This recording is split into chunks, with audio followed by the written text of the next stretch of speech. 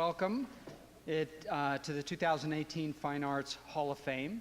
It is my great pleasure to be here with you, to be here with all of you, and to honor mound builders who've demonstrated such talent and determination and who have dedicated themselves and their lives to creating and appreciating beauty, and also to teaching and guiding and mentoring students in the creative process.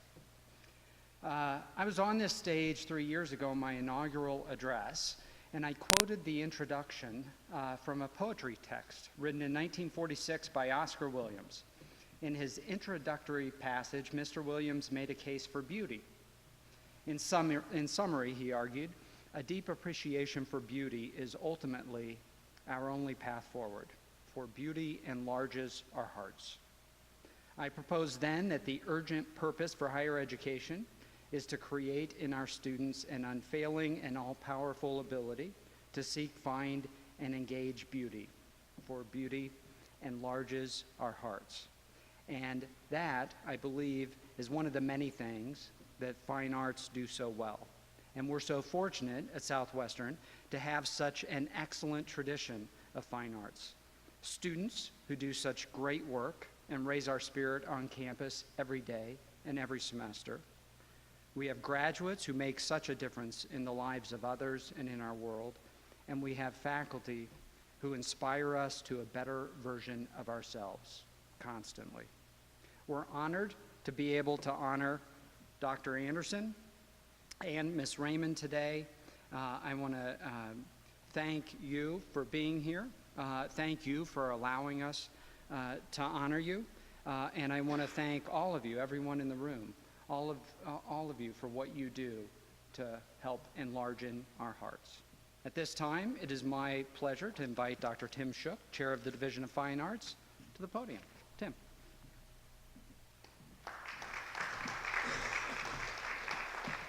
Thank you so much for being here this morning. We really appreciate you taking the time to be here to celebrate the Performing Arts Division. So we hope that you have previously had an opportunity to view the physical Fine Arts Hall of Fame display in Darbeth Lobby. There you will see, in addition to an outstanding group of inductees to which today's group will soon be added, a plaque to recognize that this hall was underwritten by the Jenkins Endowment, funded by Mr. Charles Kopke, Southwestern College class of 1944. This recognition is to honor 20-plus years of fundraising, service to Southwestern College by Mr. Ronnie Jenkins. Ronnie, are you here? Would you please stand? We can recognize.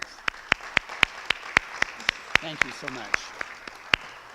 As we prepare to celebrate our current Hall of Fame, I'd like to introduce you to some who we hope will be future ones.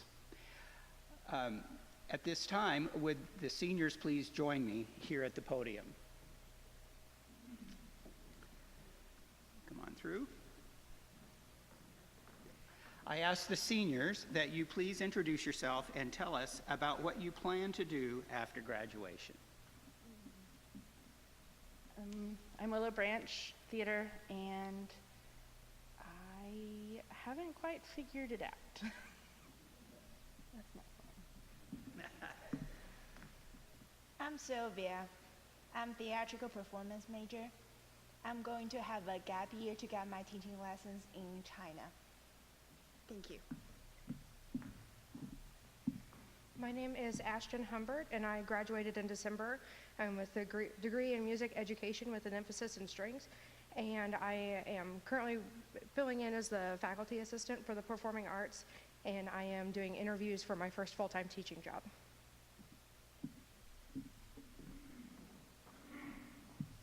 Hello, my name is Aaron Jeffries.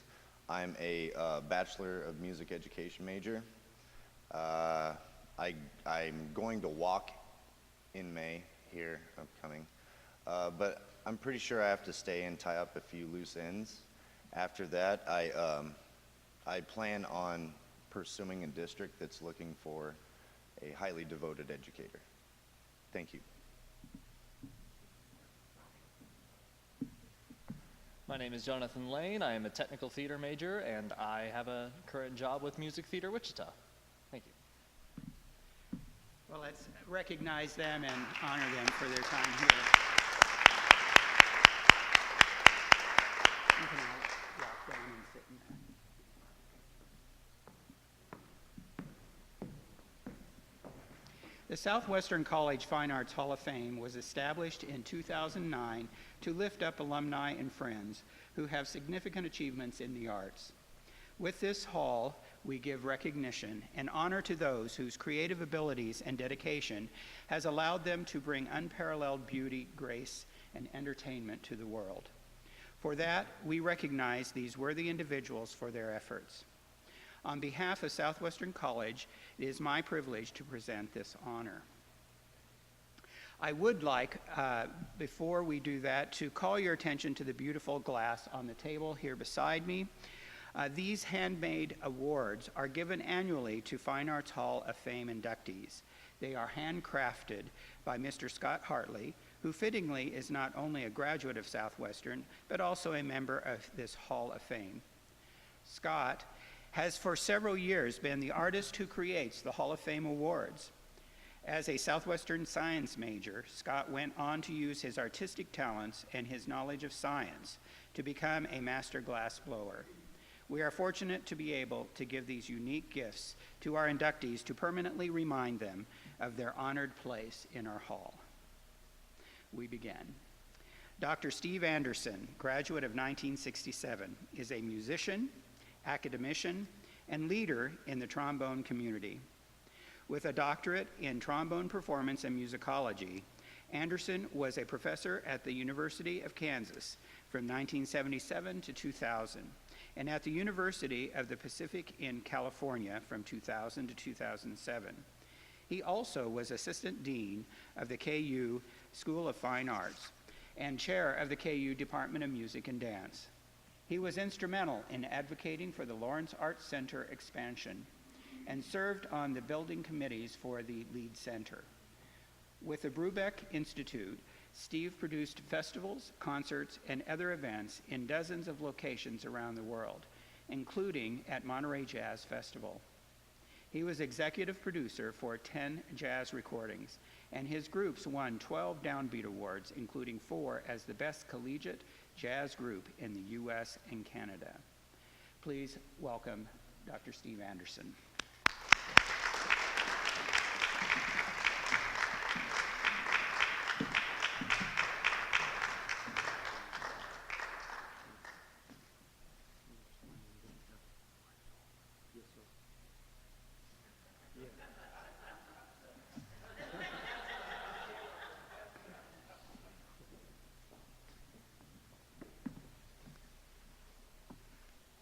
Thank you, Dr. Shook.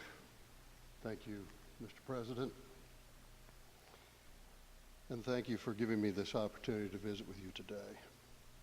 I would like to thank those who nominated me, those who considered my nomination, and those who ultimately voted in the affirmative to include me in this prestigious group of distinguished individuals. I am profoundly moved and will be forever grateful. I'd also like to give thanks to my family, first of all to my wife, Ann, an extraordinary teacher of young children, and who should really be getting an award for the exceptional work that she's been doing for children and their parents for many decades. She has supported me in my activities for almost 51 years, through the professional activities and our several moves throughout this country and in Europe.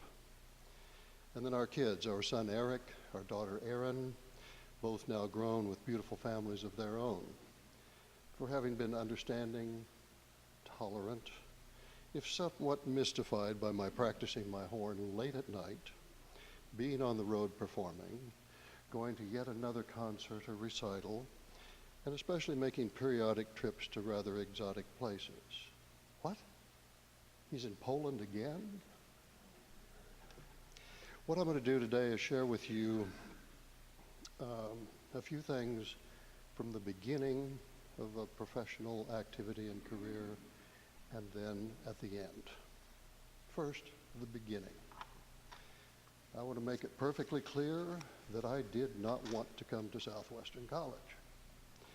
I had my eyes focused on something larger I wanted to go to a larger institution to specialize in the trombone, get a much more detailed and advanced study in that area. My mother, however, said, no, you're going to Southwestern College. You will be third generation on both sides of the family, so that's where you're going. We debated. I lost. We compromised. She said, go there for 1 year, and then if you still want to move, your choice. So I came here, I met nice people, began to have interesting and valuable experiences, and after a good deal of thought and a visit with my advisor, I decided to stay. The education I received here was very good, and while there were many very good faculty, good experiences, there are 4 people that I want to recognize today. First of all, Jim Strand, also a member of the Hall of Fame, theory teacher, organist, positive and enthusiastic mentor. Jim gave me my first paying gig as a performing musician. He was the organist and choir director at the Episcopal Church here in town. Small choir, 3 sopranos, 2 altos, 2 tenors, 2 basses. The basses had great voices, but they couldn't carry a tune in the proverbial bucket. One of the tenors, also a wonderful Irish tenor voice, said, Jim, do you have a boy up there at the college who'd come lead these fellows? I'll pay for it. Jim came to me. He knew what I could do in sight singing because of music theory. And for 3 years, I stood between these 2 guys at the Episcopal Church, they with the great voices and me being able to carry the tune, leading them, and we had a great bass section. $5 a Sunday in the middle 1960s for a kid at the college, that was a big deal. Thank you, Jim Strand. Number 2, Ross Williams, also a member of the Hall of Fame. Orchestra director, string teacher, conducting teacher. He taught me conducting. He was an eloquent conductor. First semester my freshman year, String Methods 1. You experience all the orchestral instruments. Second semester of String Methods, you specialize in one. I chose the cello, similar to the trombone in range and clef and sound and so forth. Partway through the semester, Ross said, you're going to play cello in the orchestra. This wasn't a question. It was a statement. It was a directive. I didn't question it. That's what I did. So for the next 3 years, Dean Angeles, who is also a member of the Hall of Fame, and I were the core of the cello section in the Southwestern College Orchestra. It was a wonderfully valuable experience on many levels. What I was able to learn, I won't go into the details, but it was profoundly valuable. Thank you, Ross Williams. But that's not quite the end of the story. I'll come back to it in a minute. Third, Warren Woolridge. He was the chairman of the department, director of choirs, voice teacher, and my advisor. He gave me my first opportunity to do public performance in conducting. As the student conductor of the a cappella choir for at least a couple of years, I conducted at least 1 and sometimes 2 pieces on every concert, always ending with Beautiful Savior. The last one was right here in front of this stage. It was a wonderful experience. As my advisor, when I was a senior, we talked about my future. I was getting a degree in public school music, allegedly qualified to teach in public schools, K through 12, vocal, instrumental, and so forth.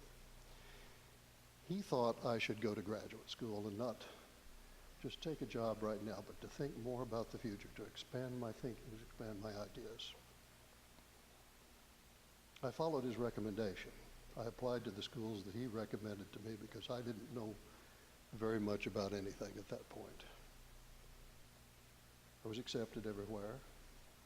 trying to think about what to do. And then one night in the dormitory, Sutton Hall, which is no longer a dormitory, I got a phone call from the dean of the School of Music at Louisiana State University.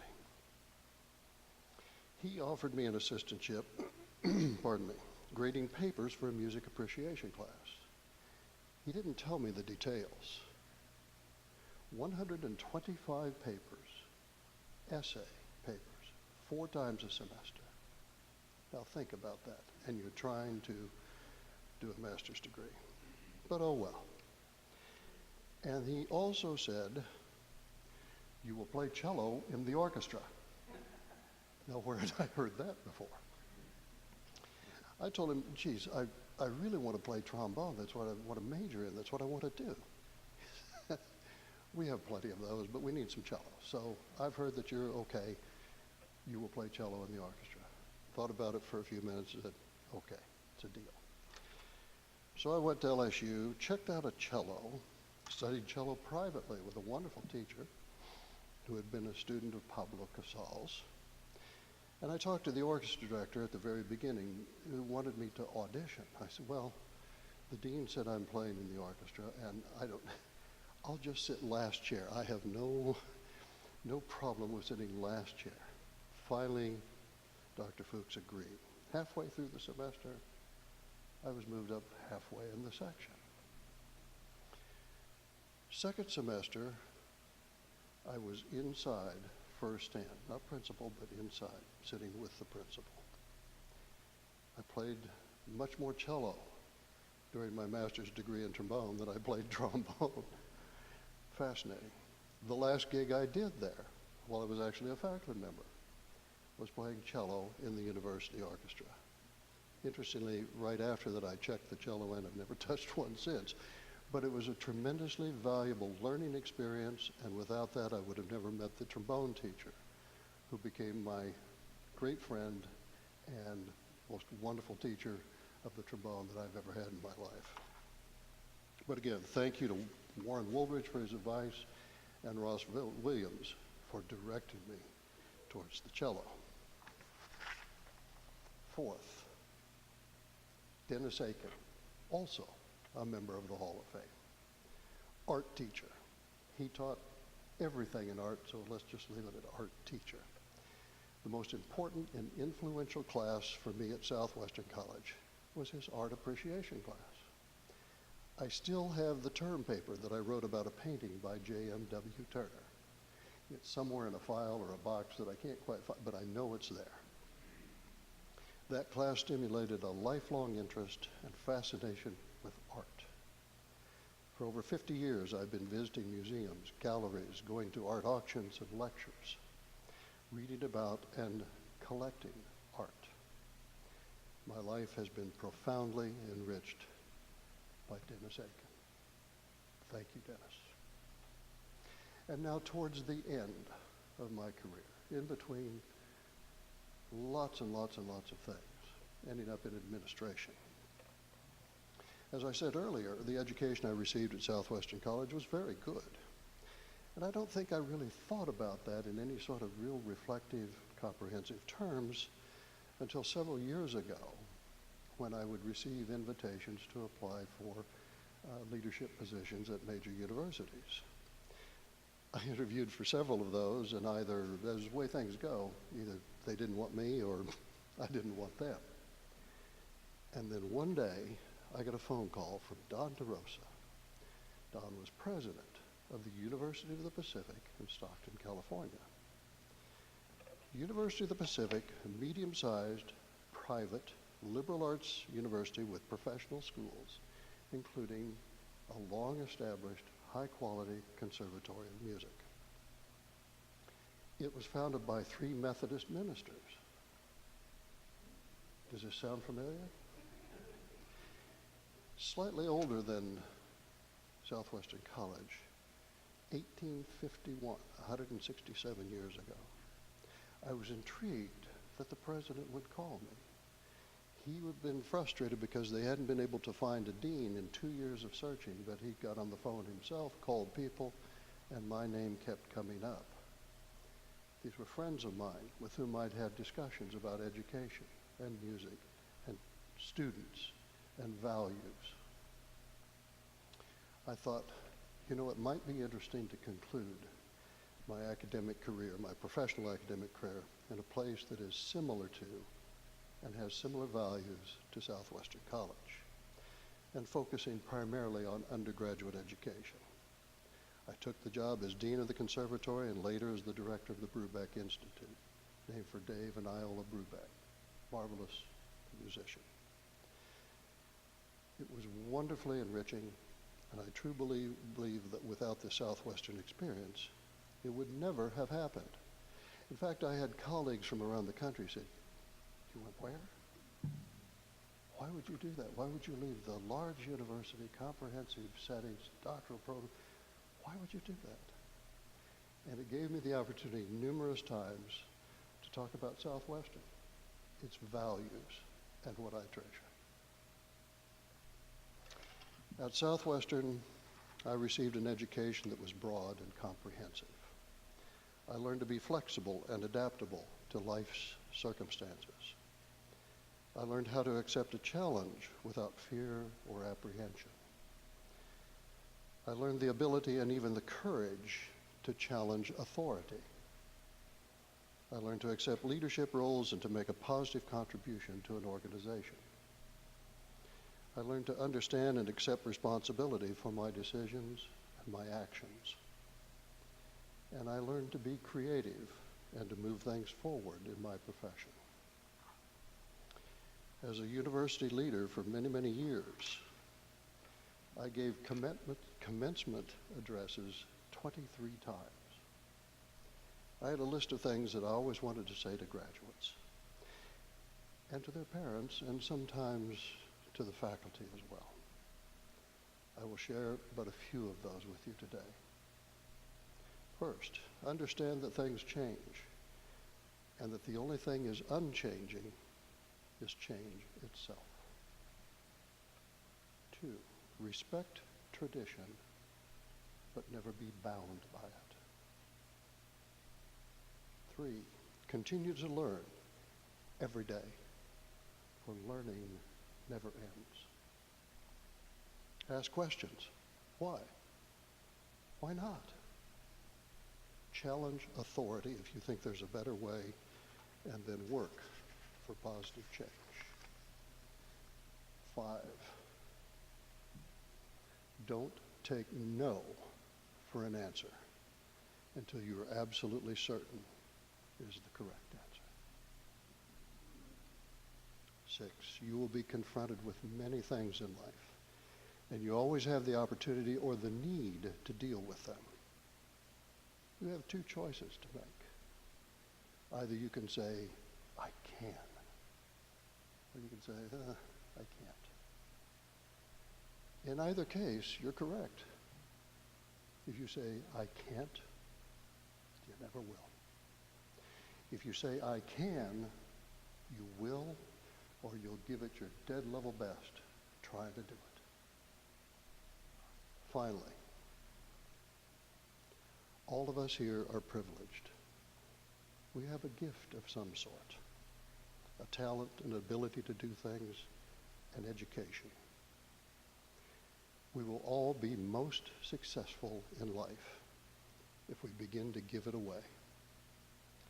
Share it with others who have less. Volunteer time to help others who need things in any way that we can. Teach, perform, create beauty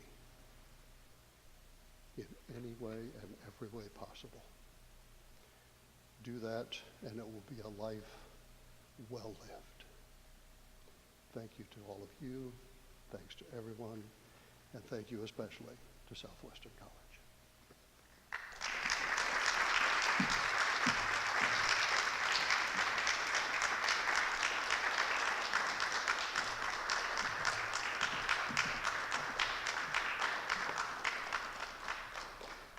Thank you very much, Steve, for that wonderful conversation. Next, Grace Russell Raymond, graduate of 1897, was an accomplished American watercolor painter, lithographer, and art teacher. known for her woodland scenes, city scenes, and still lifes. She is also recognized for her harbor and portrait paintings. She was an instructor in painting, art history, and art appreciation at Southwestern College from 1930 to 1945. Grace studied at the Art Institute of Chicago, at the School of Applied Design and the Metropolitan Art School in New York, at the Corcoran School of Art in Washington, at the Pennsylvania Academy of Fine Arts in Philadelphia, and in Paris, Rome, Belgium, Mexico, and London. Raymond was a pupil of Henry Snell, George Elmer Brown, Guy Wiggins, Gertrude Massey, and others. She died in 1967. To accept on behalf of Grace, the great-nephew of a dear friend and painter partner of hers, we welcome Jim Banks.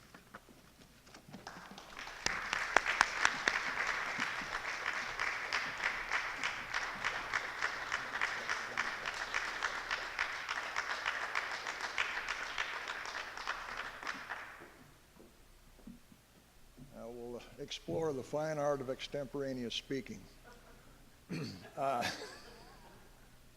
I've avoided fine art my whole life. It was presented to me by my father, who was a consummate clarinetist and musician in town.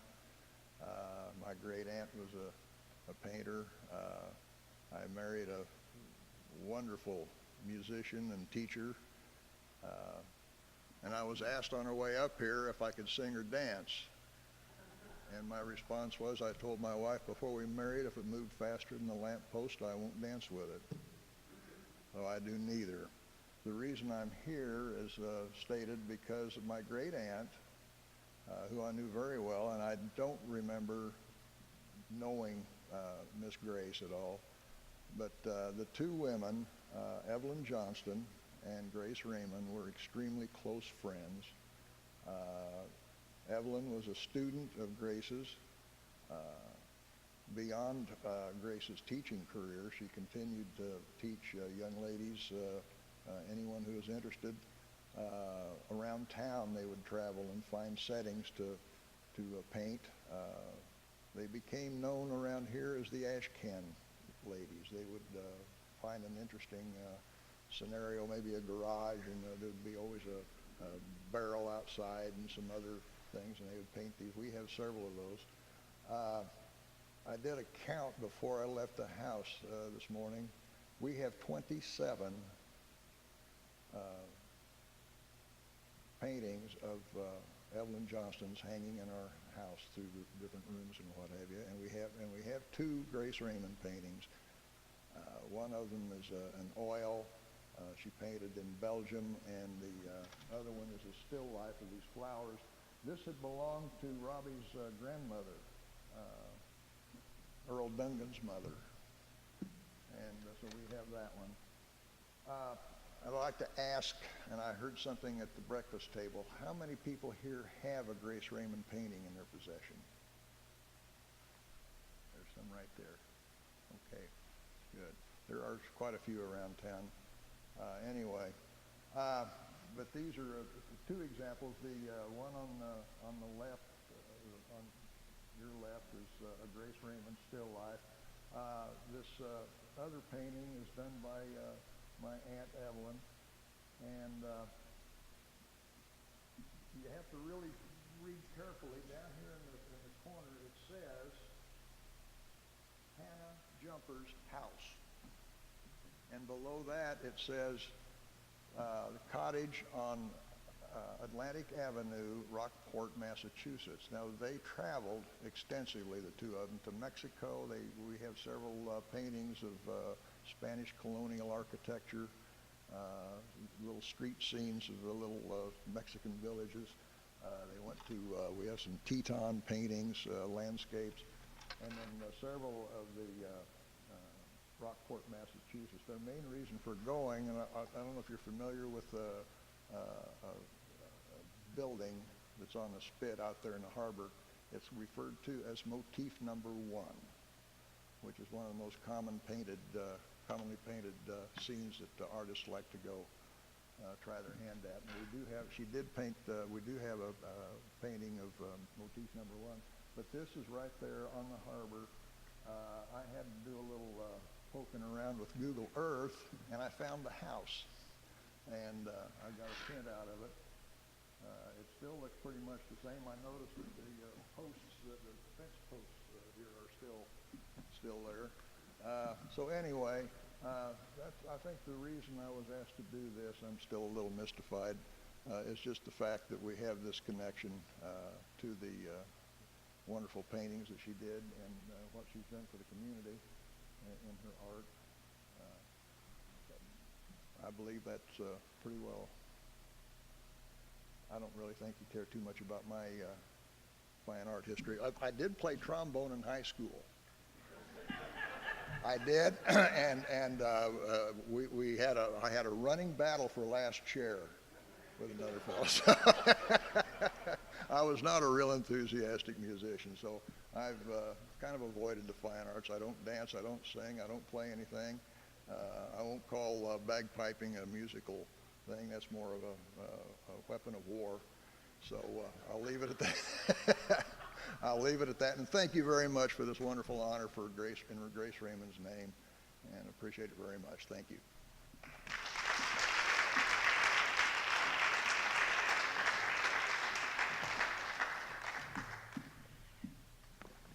All right.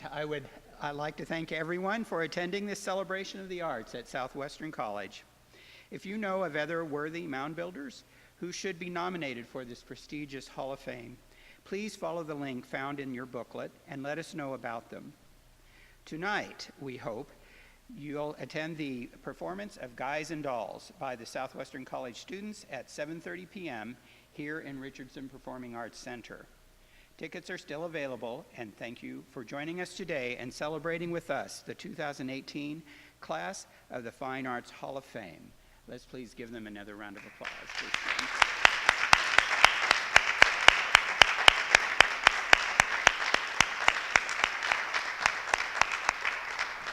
Thank you very much.